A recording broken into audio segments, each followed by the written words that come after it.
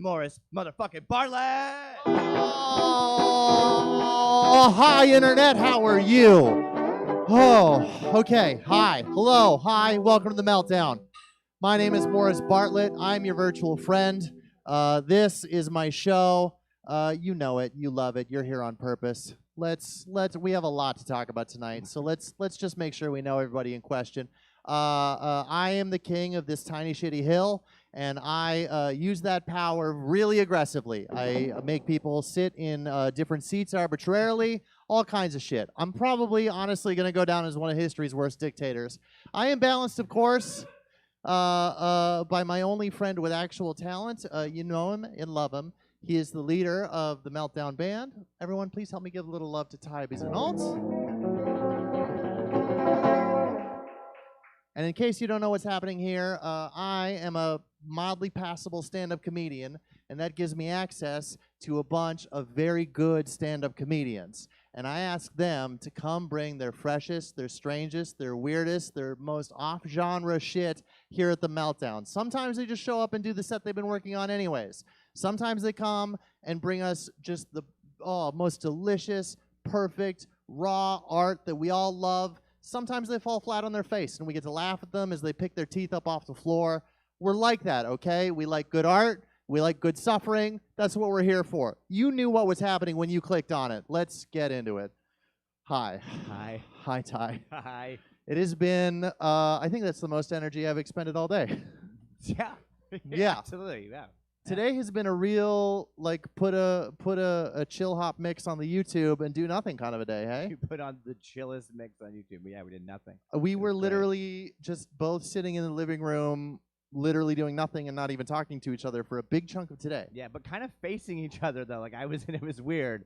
Yeah.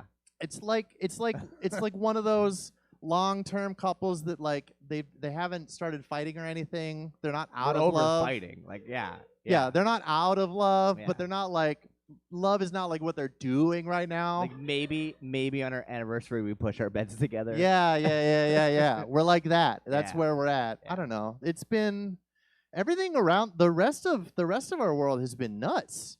It's just so crazy. Yeah, like for instance, this week, both of us, primarily Ty, but both of us, we fell in love. That happens. We did. Yeah, we were watching the 2017 Lumberjack games. The rookie Timber Sports games, yes. Oh my God! And so of course, anytime we watch something together, whether it be UFC or bowling or Lumberjack, we pick a guy, and that's our guy. And we picked a guy. So the only Canadian guy on the card, his name is George Williams. Oh my God, he's perfect. Yo, he's straight out of Antigonish, Nova Scotia. He can't pronounce it. Can't be. He's the pride of Antigonish, son. He's the most, like, the interviews in between, like, he just can't believe how hard the wood was. Boy, it's pretty hard wood.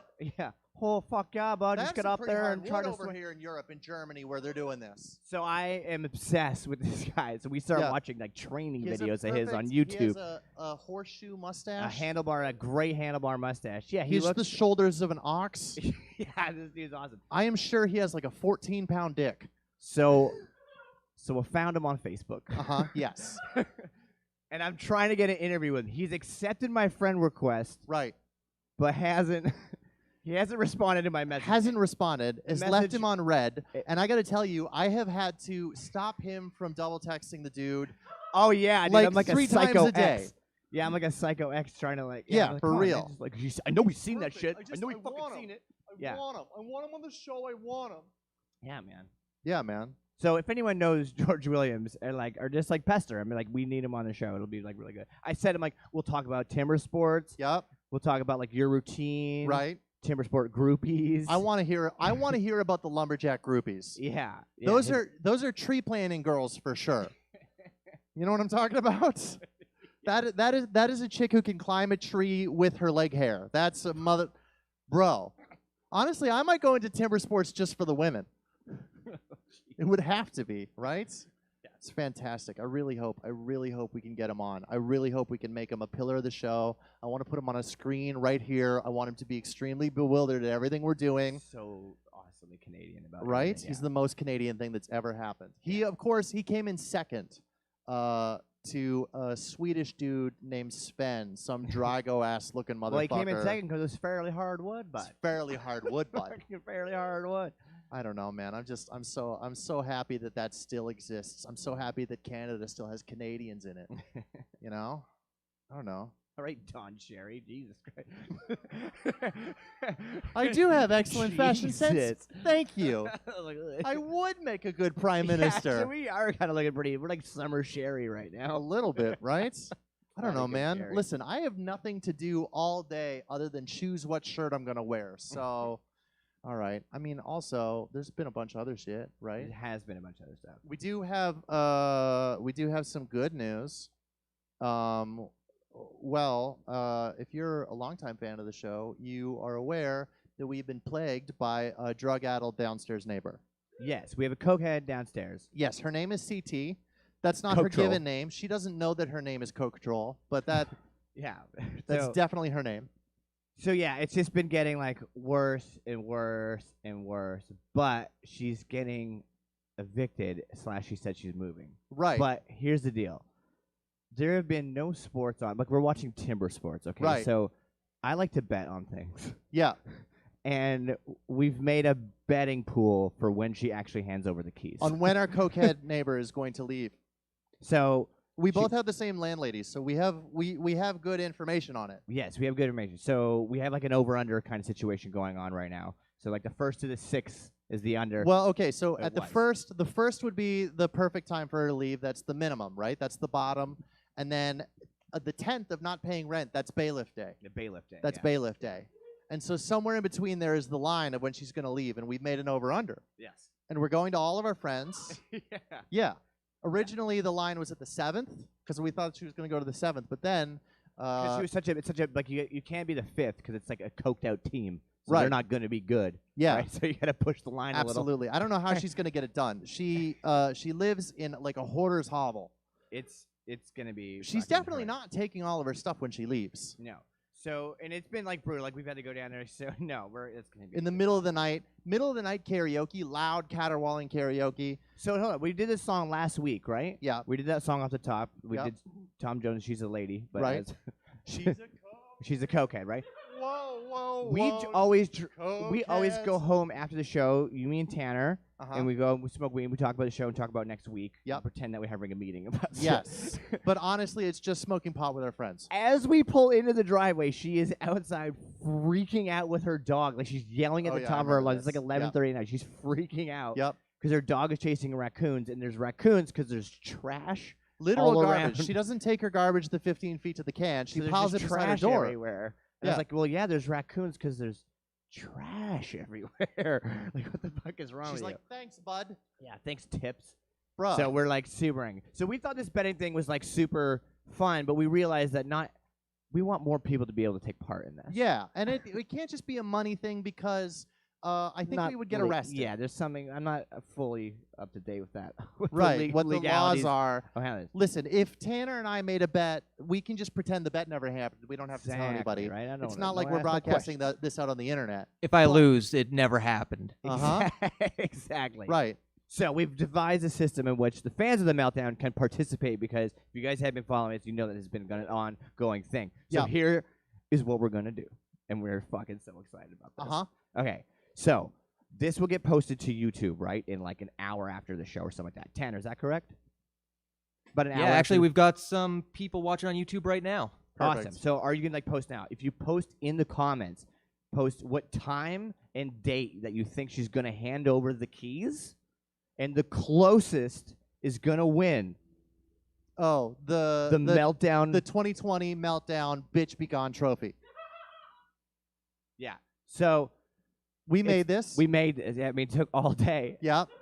It took all day. It on top is a really nice gold encrusted razor blade with a gold encrusted line of cocaine. Yep. It's and made a out of straw. glitter and a gold spray painted straw. Yes. And then inside of the trophy is going to be a whole bunch of awesome Meltdown Mystery So goodies. like Tanner is going to write a bunch of funny jokes. We're going to have a signed letter from Popsicle the cat. Yep. Moore's going to come up with a couple stuff. So Can we get that brought up to the camera? Oh yeah, absolutely. Just watch the top because it's.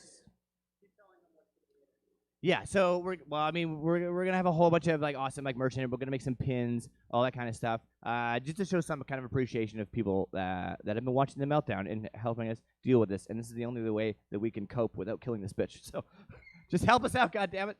So again, yeah, post on the YouTube channel, a time and date. Yeah.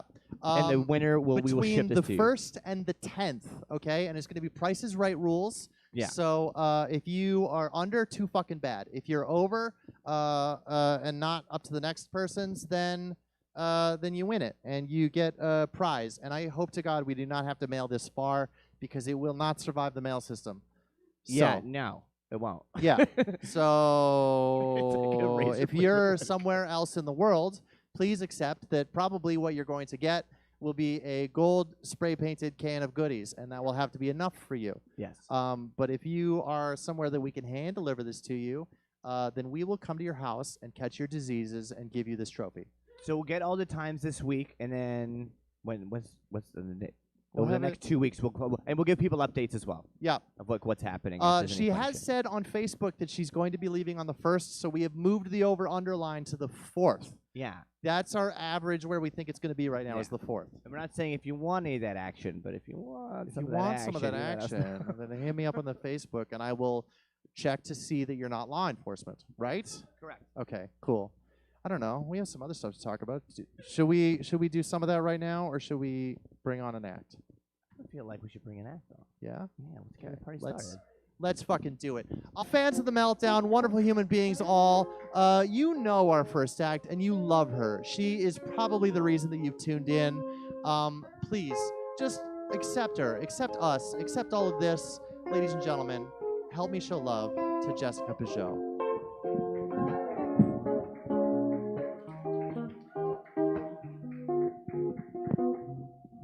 I feel a bit like I have to clap for myself, Morris. There's too little people here. Well, too few. Oh. I'm very excited for today. This is the first time I've been outside all week, and it is amazing out here. There are people still in this world. It's been exciting. After about 2 months of unemployment and mostly hanging around in my house, I have become uncomfortably aware of the mice in my building. Mostly because the familiarity has made them brazen. They sense weakness in our indolence and sloth. Like those loud motherfuckers fear nothing. They're skittering at all hours of the night, having wild orgies in the cupboard next to the Triscuits. And just the other day, I was standing in the kitchen zoning out, as I do, when one of them ran up my leg, Evil Knieveled off of my hip straight onto my toaster strudel. I have never been more distressed. I will hunt down that mouse, I will hunt down its family, and I will have my revenge. And like, they have grown smart, these mice.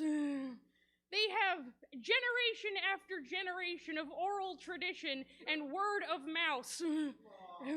I wrote that joke specifically to upset Morris. Thank you, Pijo. There is nothing a pun lover loves more than their nemesis, the pun Haiti. And, like, it's got, like, I saw this mouse just the other day run up to a trap, stop dead, climb onto a little ledge, run past the trap, hop off again. They are learning. They are neural net processors learning computers. and I cannot match their genius. Like, it's gotten to the point where I have started creating in our kitchen complex Rube Goldberg-style death traps, where there's I put a little bit of bait in a long tube of paper towel, so that when the mouse crawls into the tube, it tilts, knocking over a bag of flour, which topples a blue egg cup containing a single marble, which rolls across the kitchen table, where it hits a limited edition box of Captain Crunch, displacing a carefully balanced eagle feather on the topmost right corner, which floats down onto a scale, depressing it by no more than 2 millimeters, which triggers a tripwire that attached to a crossbow that shoots a bolt straight into the other room, where it cracks open a large fish tank, flooding the room, shorting out the electricity, and burning the entire building down, which may or may not kill the mouse, but at least I don't have to live here anymore.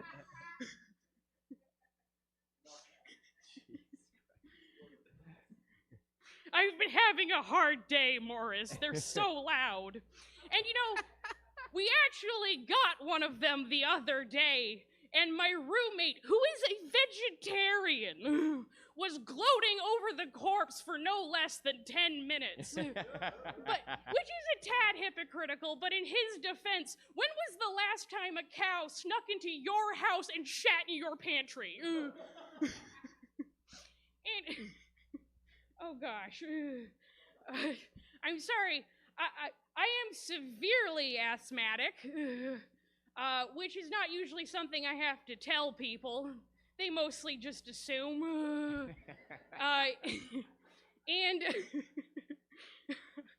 Oh gosh. That's actually my segue, but I'm also winded. I'm like a prized Persian cat. I'm elegant, flat-faced, and horrifically inbred. Like, I had a look back at the old family tumbleweed, and I came to the conclusion that I am related to the same woman 3 times. And sure, she's my mom, but she's also my aunt like twice.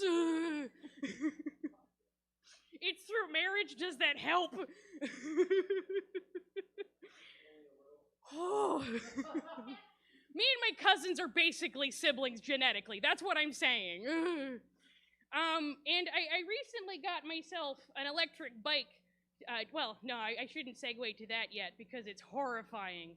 But I guess when I was a kid, and I'm particularly sensitive to certain things, like cold air and exercise specifically, which is fine here in Vancouver, where I'm an indolent office worker, but I grew up in northern Alberta, and I grew up playing ice hockey like any normal boy. And one day during practice, my coach told us that we were all skating like a bunch of little girls out there, and he did not appreciate it when I pointed out that we were a gender-segregated league. So he ordered me to take 10 laps around the ice. And to be clear, my mother had told him that on no grounds was Jessica to skate any laps.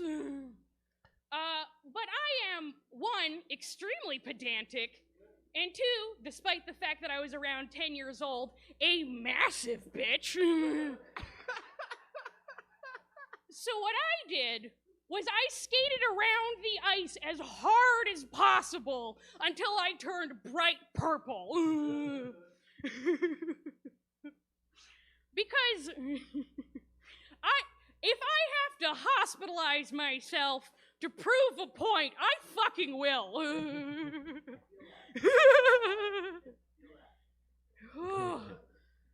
I wish that my lungs hurt less.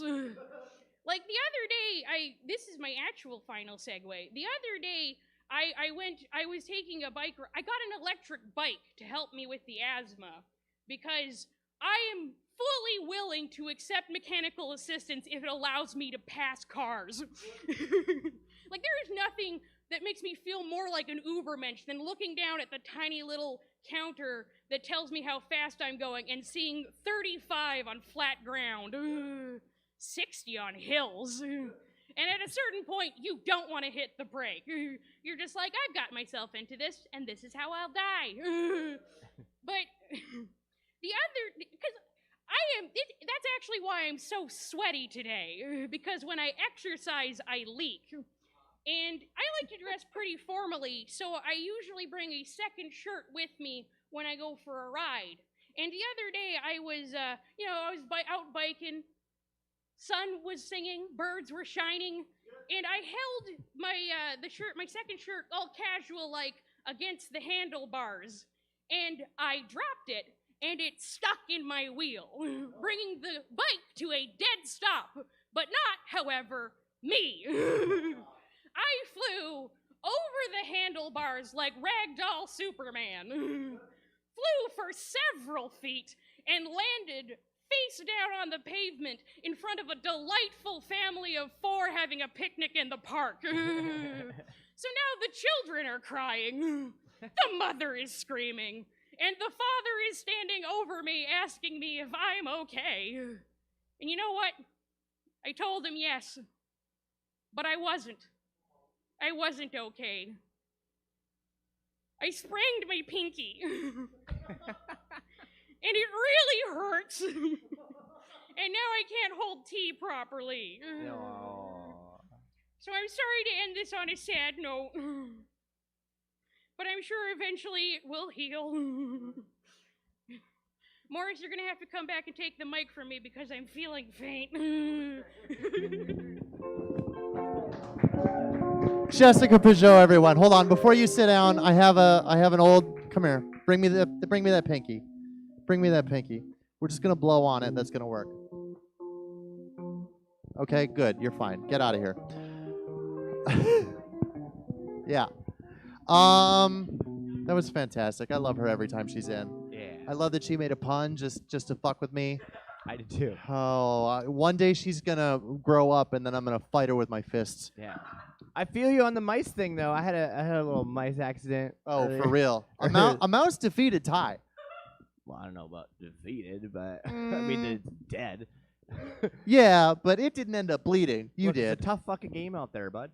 Basically what happens is our Popsicle brings in these mice that are all around the trash from the cokehead downstairs. Right? Uh-huh. So Popsicle brings them in, and then he doesn't kill them. Which is not his fucking job. No, he brings them in, and then he drops it. So I'm in the kitchen, I was like eating something, and he drops it right at the door, and I'm like, oh shit! So I spring into action, and we have protocols for this now. We're used to this. We have a routine. But I know that Morris is like balls deep in a video game thing right now. So I was like, I got this though, right? So I grab the broom and I go and I protect the blue line, right? Because I don't want to go fucking offside. Hurry so and hard, coach. Put on the foil. Wait for this fucking mouse to come through, coach. Right? Buddy, that fucking mouse comes. Just fucking clapper, bud. Bar down.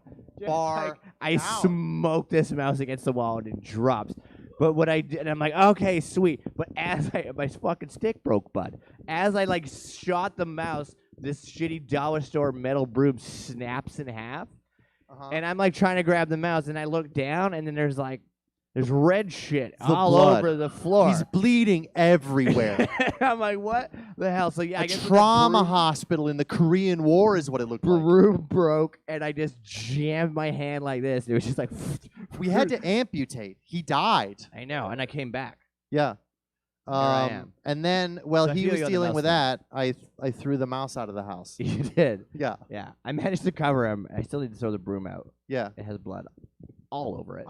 I mean, listen, I'm pretty sure if you have a broom with blood on it, you can cast a magic spell with that, right? Let's do that.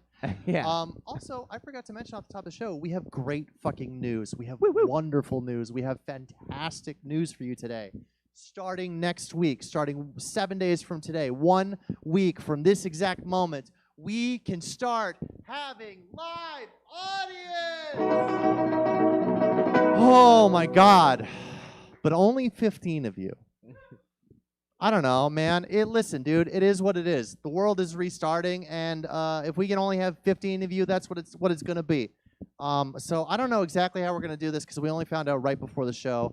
But pay attention to all of our social medias because we're going to sell some fucking tickets and you get to show up and be wild and we might sneaky feed you some beers or fucking whatever, dude. It's going to be a party. I'm going to be so excited. I'm going to get confetti cannons even though I am unemployed and cannot justify confetti cannons in the budget. BT dubs, these tickets will not be free. We are starving to death. I'm so fucking excited by that. Super good news. So we'll figure out how all the logistics and stuff are gonna work. But yeah, we're super excited. So yeah, like Matt said, I bet you your number one repository for information on that is probably going to be VancouverComedy.ca, or something like that. I don't know, man. We'll figure it out. You've been our fans long enough. You know how to find us. Let's bring on another act, shall we? Let's do it. Dope. Okay. This comedian, I've known her for a bunch of years. She is a strange little weirdo. We've worked together extensively. She's great. She's fantastic. I'm really happy to have her. Let's hear what sort of shit she's going to talk about. I think this is going to be interesting. Excellence. I'm honored by that set. That's fantastic. We only have one more act, but I realized we have one other thing to talk about. Do we do? Yeah. Our super producer Tanner has had quite the fucking day. Well, we were watching clouds drift by and listening to birds chirp and idly doodling on legal pads. Tanner was the next call for that entire fire department. Isn't that true? What happened, Tanner? Tell us about it. Yeah, so I was watching bowling. As we do. Because that's what you do in the pandemic. Right. Turns out the U.S. Open for bowling happened in the middle of March. Everybody was just spitting on their hands, rubbing their shoes. It was a weird time. Wait, and hold on. Yes, exactly like you just did. Okay. 100%, that is exact form. Now take 5 steps forward and throw a 15-pound ball, and you've got it. But why? I don't know. Okay. I've spent a lot of time bowling, and I always use chalk, not spit. You use the chalk, man. Regardless, sometime around the 7th frame of the second game, my roommate's acid hit. So he had taken 3 hits of acid. How many? 3. 3. He had said that he was going to take 5, but then he pussied out on that. Pussy. So yeah, 3 hits of acid, and then at some point he just started screaming. And he continued to scream. And then he started screaming words at me along the lines of, I am God, why am I God? I am God, I am your God, you have to do what I say. Then it was something along the lines of, I am a golden god, you are my minions. And I've known this guy for 15 years. I know an Always Sunny in Philadelphia reference when it's thrown at me. Shit, I am a golden god right is from Almost Famous, I think, actually, isn't it? Yeah, so I am a golden god was, it was Van Wilder? I'm pretty sure it was from Almost Famous. Almost Famous, yeah. So it also came up in Always Sunny, which is where the Minions thing came from in that. Anyway, it took 8 police, 4 paramedics, and 2 crisis workers to sedate him after 45 minutes. Jesus Christ. Now, you sent me some pictures. You sent us some pictures showing the aftermath, right? Yeah, so this first picture I'm going to bring up on the stream here. This is what the kitchen looked like. That was about 10 pounds of flour thrown on the ground there. He destroyed a table completely, and this isn't like a folding table. This was like a sturdy table, and he managed to get 3 of the legs off of it. It was practicing wrestling moves or what? No, he was on the ground while he did it. Apparently, I wasn't in the room for that. That was entirely cops and paramedics. Wow. Wow. Yeah. The authorities were there at that point. Oh yeah. Jesus. They watched it happen. So that's the flour, and then here's the actual table itself here. So he completely decimated that table. God damn.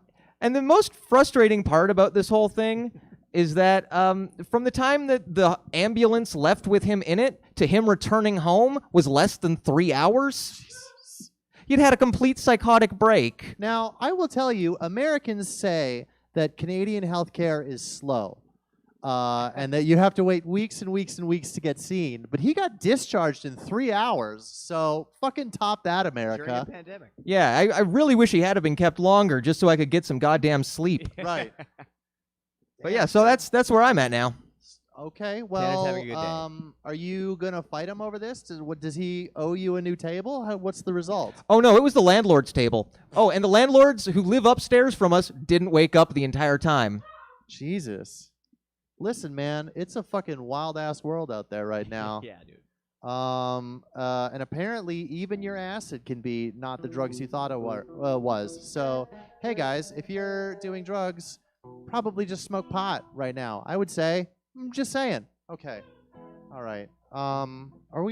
Should we do our final act for the evening? Great.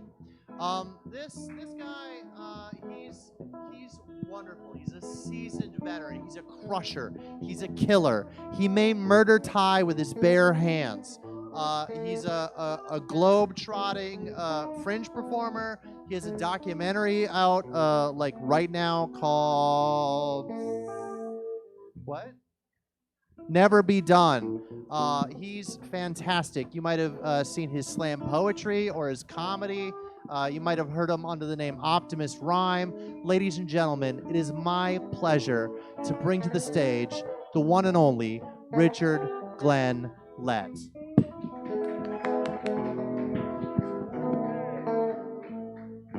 Right, it's my first experience putting the condom on the microphone. And this is actually my first performance post-pandemic. I guess it's not post, definitely not over. I made the mistake of posting on Facebook. That's the whole thought. But actually, I made the mistake of posting on Facebook that we had a zero case day. That in BC, we had a case where there was no new cases. And I posted that thinking that that would be a positive thing and that people would feel good about that, right? I was trying to be helpful and inspiring. Well, apparently I was wrong. Apparently, they don't post the new cases during the weekend. And I've clearly fucked up by telling people that they had a day where there was zero cases because they simply hadn't posted them. I'd made a terrible error. I didn't realize this. About 50 people liked it, and people said, yay, BC, yay, Dr. Henry. We're a big fan of her because she is brilliant and sensitive and compassionate and totally fuckable. Have you seen this woman? I'm telling you. You know, Morris would hit that. Let's be. That's not. As we be all. Let's be clear. Lisa would hit that. Amanda would hit that, but she wouldn't know it. Anyway, I'm sure it'd make awesome video. With the firemen, the whole thing would be really something that, like marketing-wise. Anyway, so I posted this, that there was zero cases, and the yay, Dr. Henry, hashtag Dr. Henry, because that's how woke I am as far as how to say things online. Anyway, I want to call, what do you call women that are the Karens? But this wasn't a Karen, because a Karen is someone that takes issue with you being, like Karens are sort of MAGA types, right? They're sort of, I don't have to wear a mask, that sort of thing.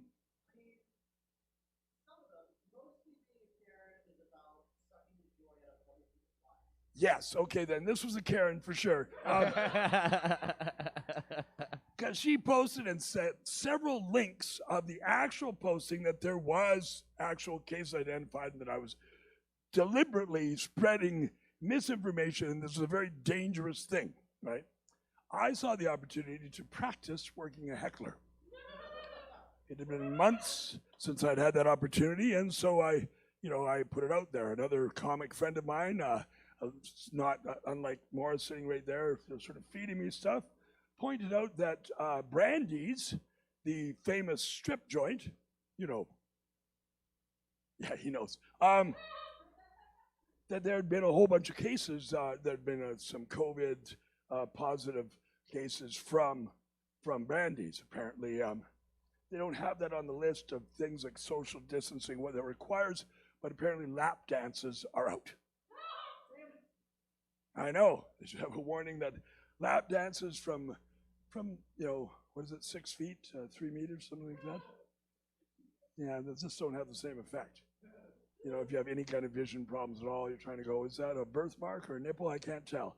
And anyway, so the marketing for Brandy's and the lap dance went down the tubes. But anyway, so I said to my Karen, the heckler, was your ex-husband at Brandy's? Is that why? Because she pointed out that she had 3 children at home and she was social distancing with them, and she had no idea why anyone would follow me, and I'm not funny at all. I did tell her that I was a comedian and that nobody listens to my posts. Nobody is driven by going, oh, Richard Letts said it's fine. Never happened. Said nobody ever. Richard Lett thinks it's cool, let's do that. Nobody said that. In fact, even when I was growing up, my friends' parents were quick to point out that that was not a good idea. And I was 7. So, anyway, so then I bantered back and forth. I thought I was bantering. She was getting quite upset. And I pointed out that I was a comedian, that I was practicing heckling. There was full disclosure. I was not in any way disguising this as being some sort of ruse that I was pulling on her to use her as a patsy for my heckle practice.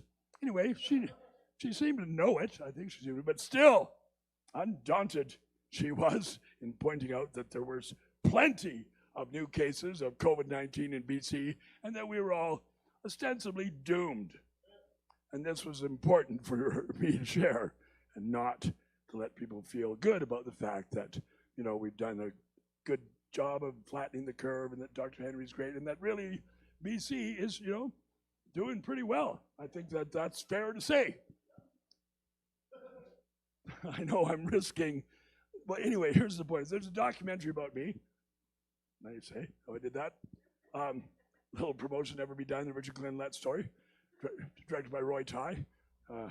It's Comedy Dynamics is the distributor, and it's on, since you're asking, it's on Amazon and iTunes and all that sort of stuff, but that's not really the point. Totally the point. That's why I'm here. I'm a lonely, bitter man. Anyway,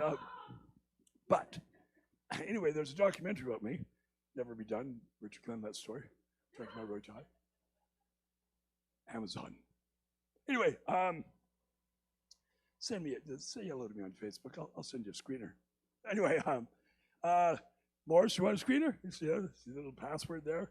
Anyway, however, in this documentary, it covers me being a total drunken shitstorm. The whole point of this documentary, some guy followed me for 7 years as I was hitting bottom from alcoholism.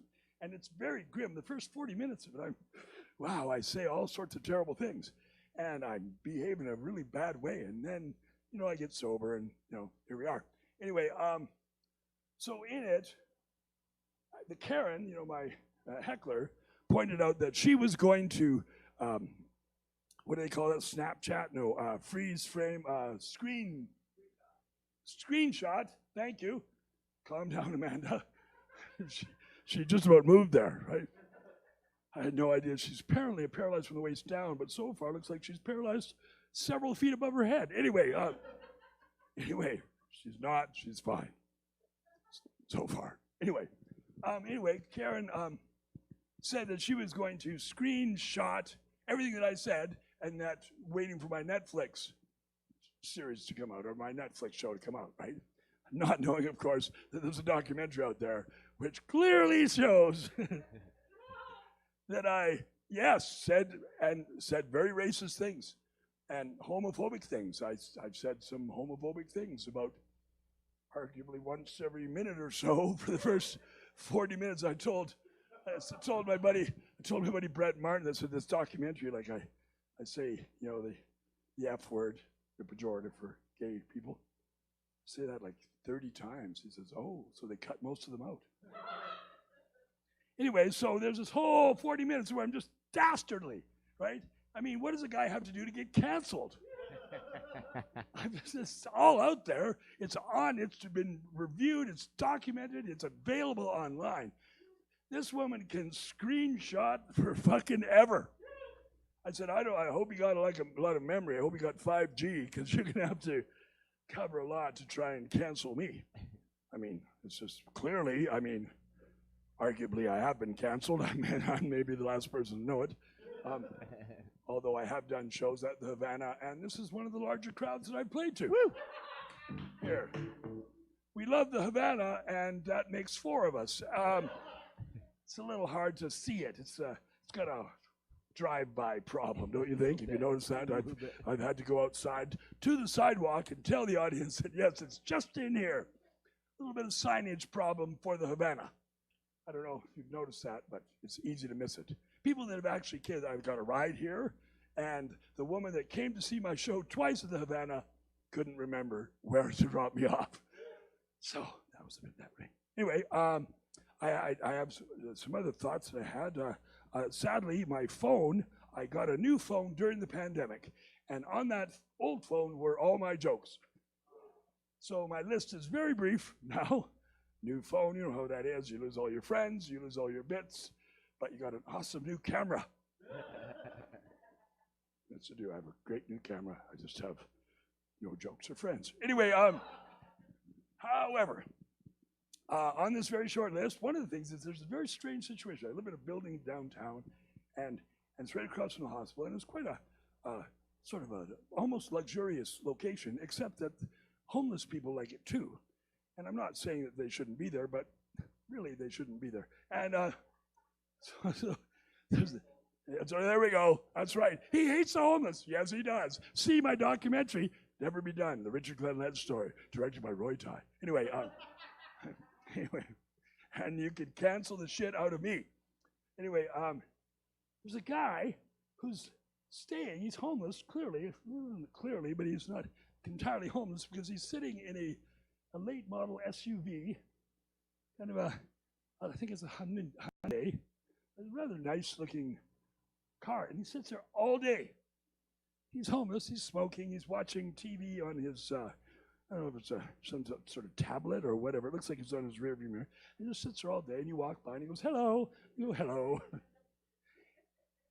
I mean, the new normal is that apparently we've stopped fucking noticing that shit is going down.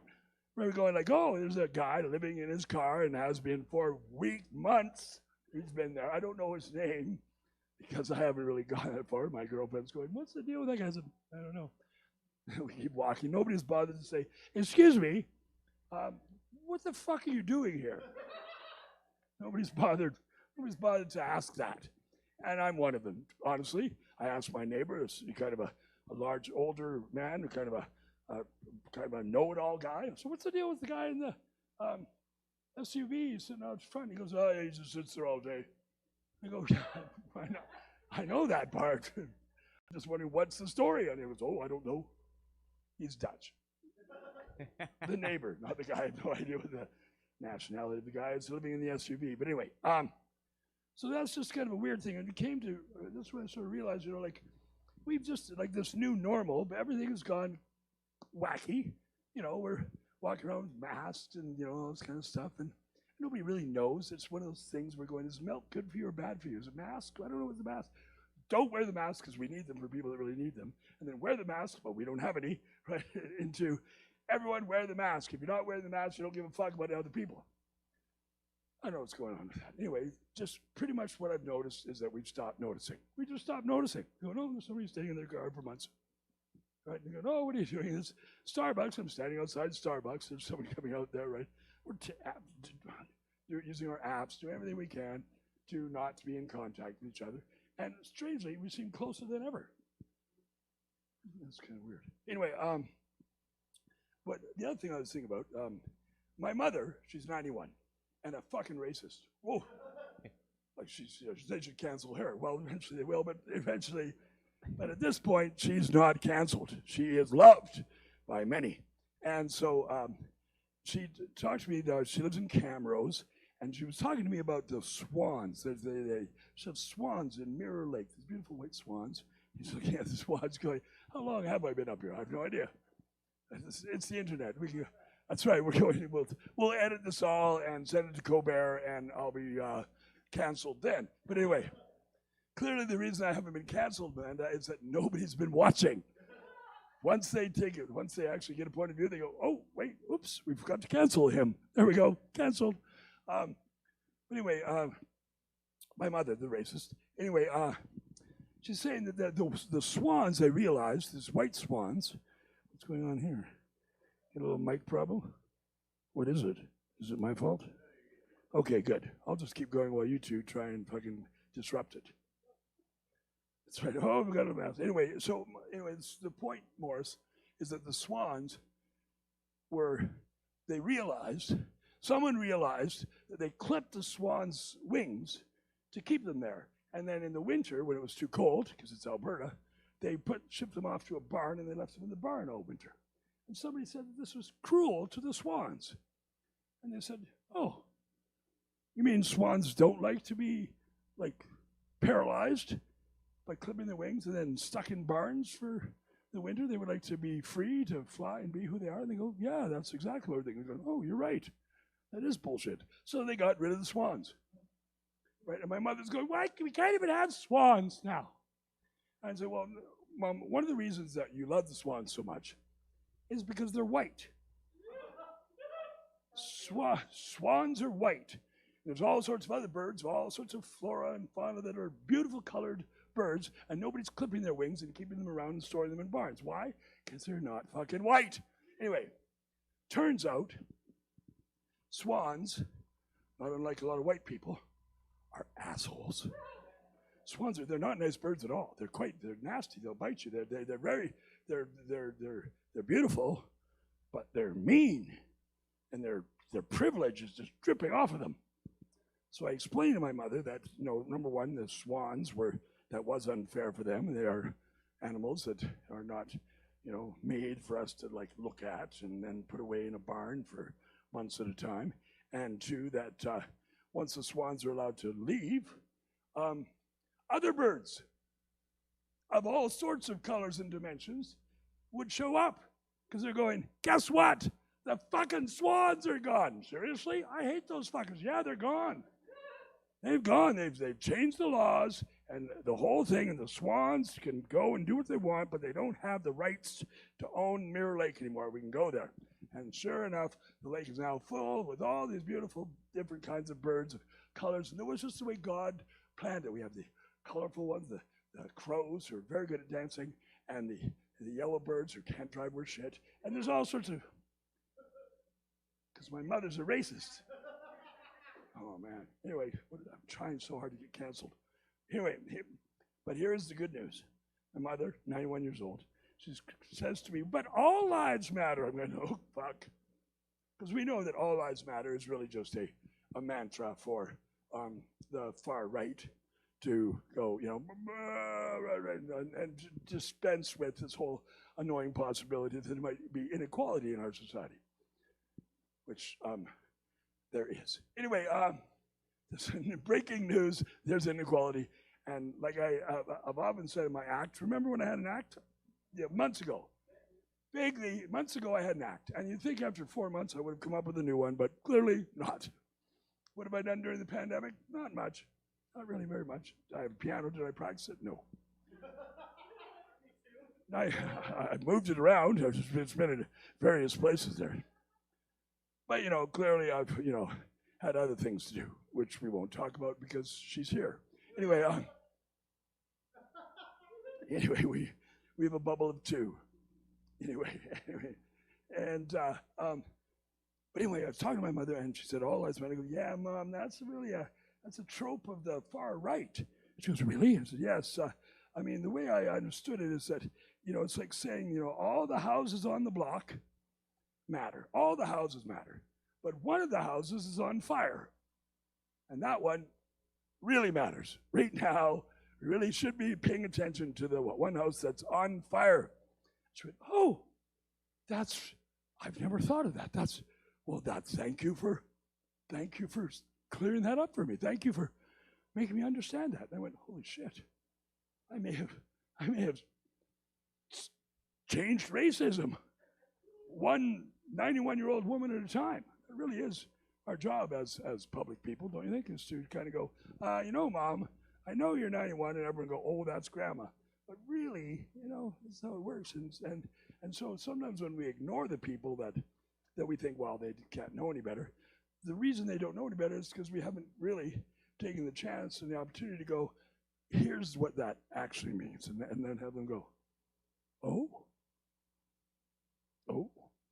So when it comes to Karen and all that online, and her, being quite vitriolic about me making this outrageous statement that BC had a few days in June where there were no new cases of COVID-19, and I suggest to her that maybe she should lie down and that she's really sabotaging her own immune system at this point by being so stressed out.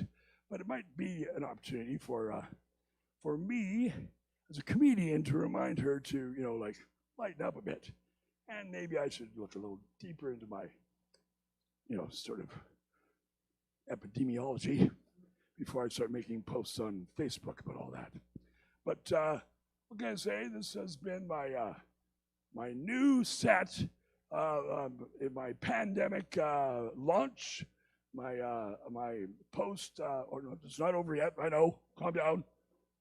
No, not me, the epidemic. No, I'm definitely done, but the pandemic is still going on. So hopefully I'll be back. Thank you, and drive carefully. Oh, yes. Richard Glenn led everyone. Okay. Right? Okay, but I did catch him briefly advocating for white genocide, didn't I? A little bit, yeah. I'm pretty sure he advocated for white genocide, which I know it's popular right now, but it would be messy. You would have to clean up a lot. It would be an environmental hazard at the least. Okay. Damn, it has been quite the fucking show, has it not? We've had some wild-ass shit. We discovered that we can have audience next week. Dude, I'm going to throw you such a fucking banger of a show next week. You want to be here if you can't, and if you can't, you want to be glued to that goddamn screen. This is going to be fantastic. We also will keep you updated on who looks like they're going to win the Meltdown Bitch Be Gone Cup. And I think that's all we got to talk about for right now. Listen, this has been Ty Bizenalt. I have been Morris Bartlett. All of our acts have been fantastic. You have been you. This has been The Meltdown. Please go out into the world and fight anybody you can. Eat their flesh with your teeth. You know, the usual thing. Have a great week. I'll see you on Sunday. Thanks. Goodbye. Oh, and there's some pictures that you might want to see. Tanner will put them up after. You're the best. Bye.